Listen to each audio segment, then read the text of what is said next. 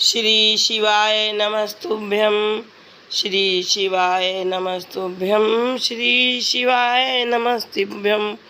ओम नमः शिवाय। ओम नमः शिवाय।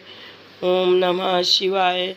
भगवान शिव जी के लिंग एवं साक्षात विग्रह की पूजा के रहस्य एवं महत्व का वर्णन करने के बाद शिव महापुराण की कथा अध्याय 13 भगवान भोलेनाथ की अति रमणीक पावन पवित्र कथा भवसागर से तारने वाली महाशिव पुराण की कथा प्रस्तुत है।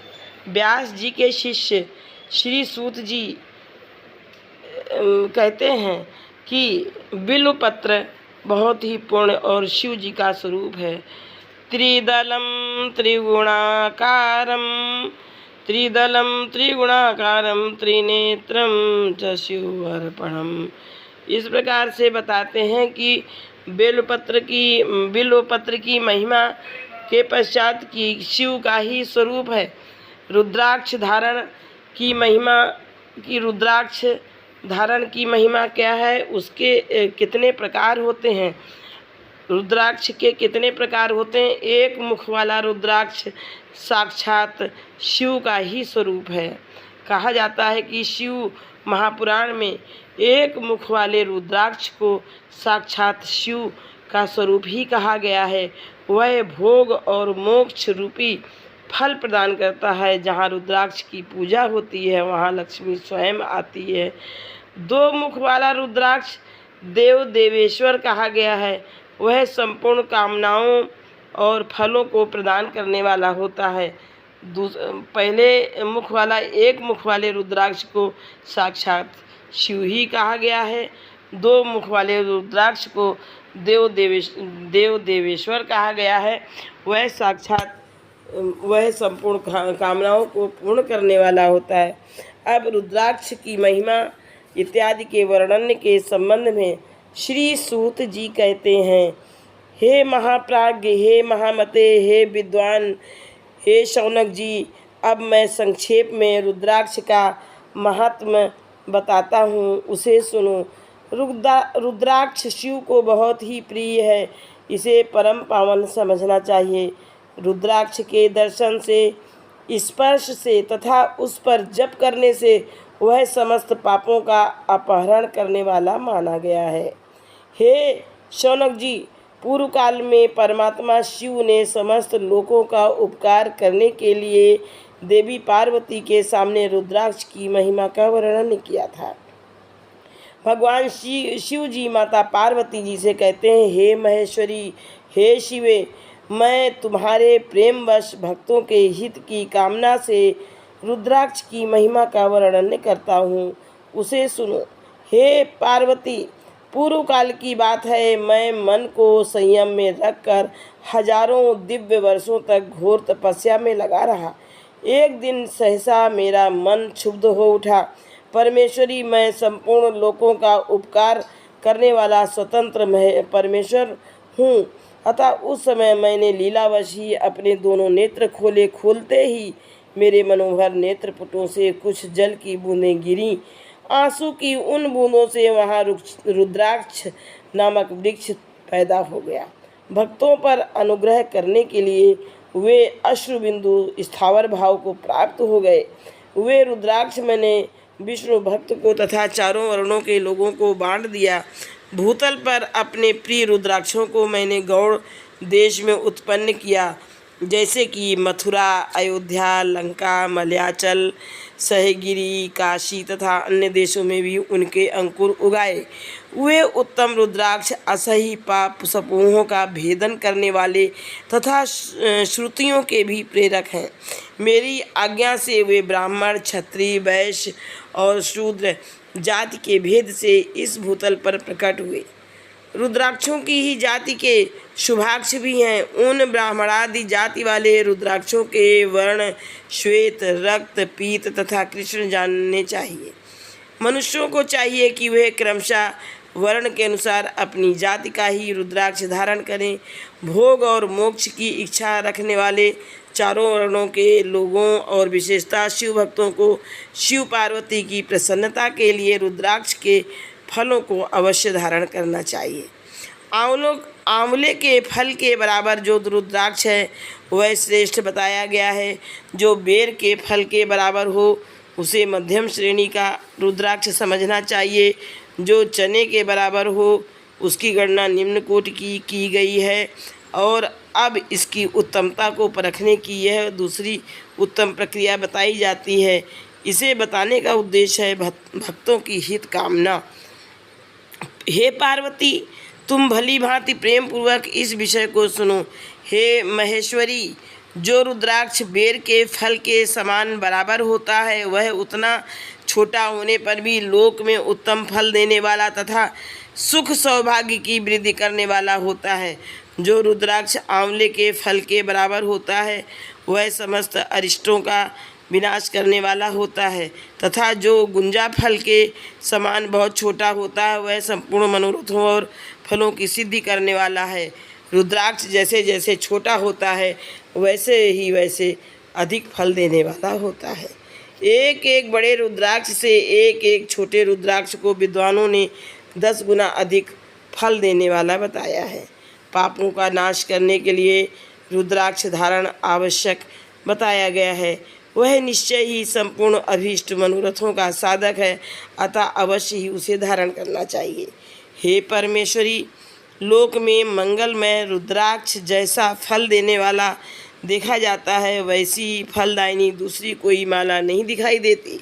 हे देवी, समान आकार प्रकार वाले चिकने मजबूत स्थूल कंटक युक्त उभरे हुए छोटे छोटे दानों वाले और सुंदर रुद्राक्ष अभिलषित पदार्थों के दाता तथा सदैव भोग और मोक्ष देने वाले हैं। जिसे कीड़ों ने दूषित कर दिया हो, जो टूटा फूटा हो, जिसमें उभरे हुए दाने ना हो, जो व्रण युक्त हो तथा जो पूरा पूरा गोल ना हो, इन 5 प्रकार के रुद्राक्षों को त्याग देना चाहिए। जिस रुद्राक्ष में अपने आप ही डोरा पिरोने के योग छिद्र हो गया हो वही यहाँ उत्तम माना गया है। जिसमें मनुष्य के प्रयत्न से छेद किया गया हो वह मध्यम श्रेणी का होता है। रुद्राक्ष धारण बड़े बड़े पातकों का नाश करने वाला है। इस जगत में 1100 रुद्राक्ष धारण करके मनुष्य जिस फल को पाता है उसका वर्णन सैकड़ों वर्षों में भी नहीं किया जा सकता।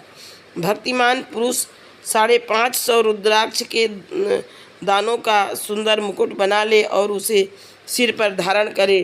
308 दानों को लंबे सूत्र में पिरोकर एक हार बना ले। वैसे 3 हार बनाकर भक्तिपरायण पुरुष उनका यज्ञोपवीत तैयार करे और उसे यथास्थान धारण किए रहे।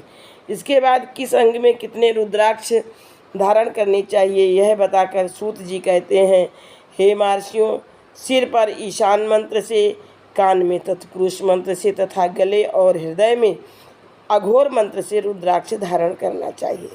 विद्वान पुरुष दोनों हाथों में अघोर बीज मंत्र से रुद्राक्ष धारण करे। उदर पर वामदेव मंत्र से 15 रुद्राक्षों द्वारा गुथी हुई माला धारण करे अथवा अंगों सहित प्रणव का 5 बार जप करके रुद्राक्ष की 3, 5 या 7 मालाएं धारण करे अथवा मूल मंत्र नमः शिवाय नमः शिवाय नमः शिवाय से ही समस्त रुद्राक्षों को धारण करे। रुद्राक्षधारी पुरुष अपने खान पान में मदिरा, मांस, लहसुन, प्याज, सहीजन, लिसोड़ा आदि को त्याग दे। हे गिरिराज नंदिनी उमे, श्वेत रुद्राक्ष केवल ब्राह्मणों को ही धारण करना चाहिए।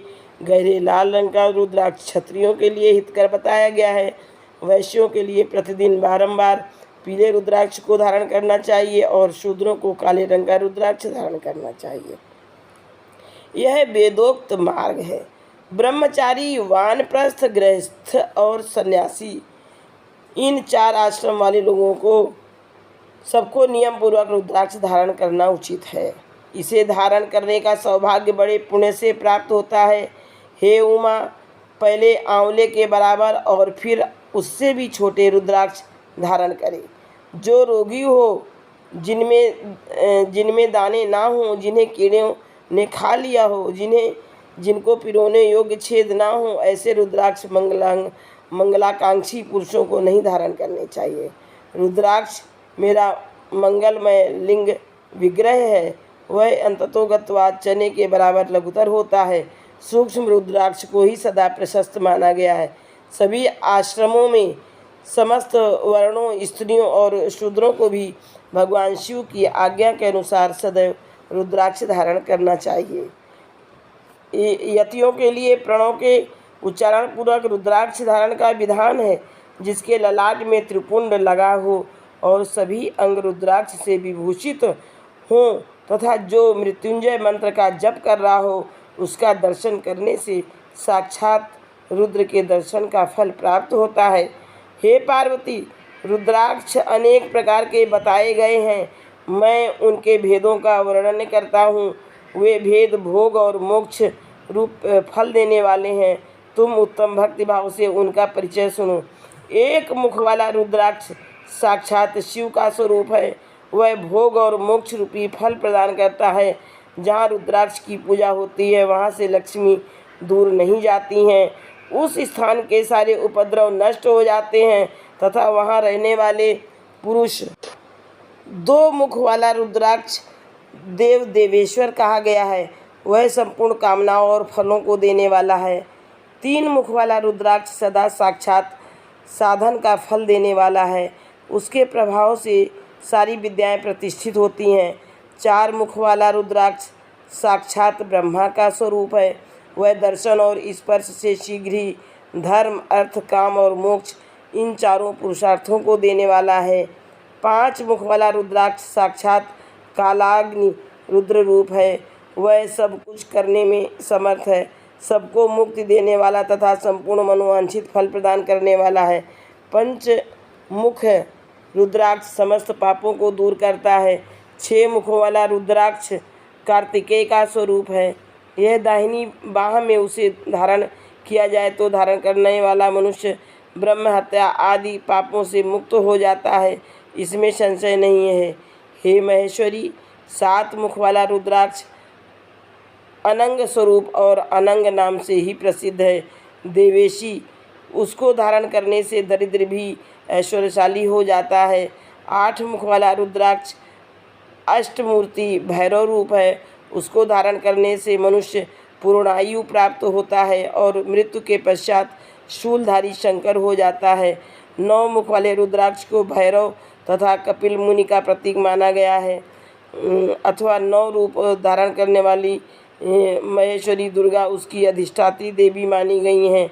जो मनुष्य भक्तिपरायण हो अपने बाएं हाथ में नौ मुख रुद्राक्ष को धारण करता है, वह निश्चय ही मेरे समान सर्वोत्तम सर्वेश्वर हो जाता है, इसमें संशय नहीं है। हे महेश्वरी, हे उमा, 10 मुख वाला रुद्राक्ष साक्षात भगवान विष्णु का स्वरूप है।